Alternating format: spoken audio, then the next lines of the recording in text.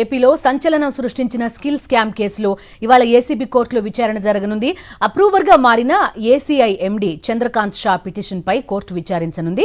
చంద్రకాంత్ షా పిటిషన్పై కౌంటర్ దాఖలు చేయకుండా చంద్రబాబు న్యాయవాదులు కాలయాపన చేస్తున్నారు.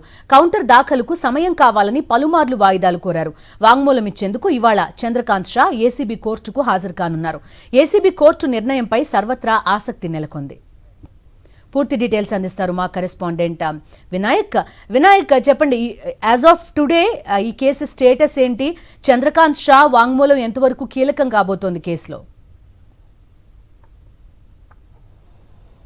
బిందు స్కిల్ స్కామ్ కేసులో చంద్రకాంత్ షా సంబంధించి ఎప్రూవర్గా మారిన వ్యవహారం చాలా కీలకంగా మారుతుందని చెప్పుకోవచ్చు. ఎందుకంటే ఈ కేసులో చంద్రకాంత్ షా అనేది చాలా కీలకమైన వ్యక్తిగా మనం చెప్పుకోవాలి. ఎందుకంటే ఏ విధంగా ఈ స్కామ్ జరిగిందనేది ఆయన వాంగ్మూలం ఇవ్వబోతున్నారు. ఇందుకు సంబంధించి తాను ఎప్రూవర్గా మారుతున్నట్టుగా కూడా ఇప్పటికే కోర్టులో పిటిషన్ వేయడం జరిగింది. కోర్టులో పిటిషన్ వేసి దాదాపుగా 2.5 నెలల సమయం గడుస్తున్నప్పటికీ కూడా ఇప్పటివరకు కూడా కౌంటర్ దాఖలు చేయకుండా చంద్రబాబు నాయుడు తరపు న్యాయవాదులు ఈ కేసును సాగదీసే ధోరణితో సమయం కావాలంటూ పలుమార్లు వాయిదాలు వేయించడం జరిగింది. ఈ నేపథ్యంలోనే ఈరోజు కూడా వాయిదా పడిన నేపథ్యంలో ఈరోజు చంద్రకాంత్ షాకు సంబంధించిన స్టేట్మెంట్ రికార్డ్ చేస్తారా లేదా అన్నది కూడా కోర్టు ఏ విధంగా నిర్ణయం తీసుకుంటుందనేది చూడాల్సి ఉంటుంది. అతను పిటిషన్లో చాలా కీలకమైన అంశాలు పేర్కొనడం జరిగింది. ఏ విధంగా బోగస్ ఇన్వాయిస్ తోటి ఈ స్కిల్ స్కామ్కు పాల్పడింది, ఏ విధంగా నిధులు చంద్రబాబు నాయుడుకు అదేవిధంగా తెలుగుదేశం పార్టీకి మళ్ళీ అనేది ఆయన పిటిషన్లో పేర్కొన్నారు.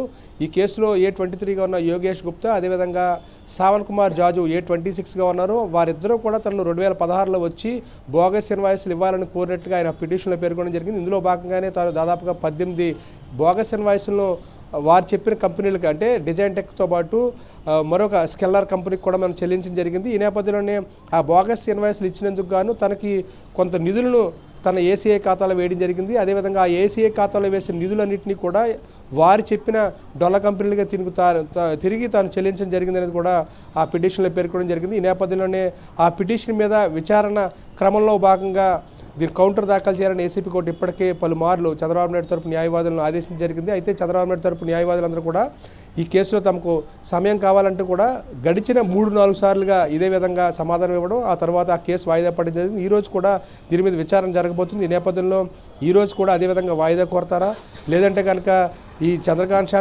పిటిషన్ మీద విచారణ జరిగి అతని స్టేట్మెంట్ రికార్డ్ చేయడానికి ఏసీబీ కోర్టు ఆదేశిస్తున్నారని చూడాల్సి ఉంటుంది. Bindu. Okay Vinayak, thank you.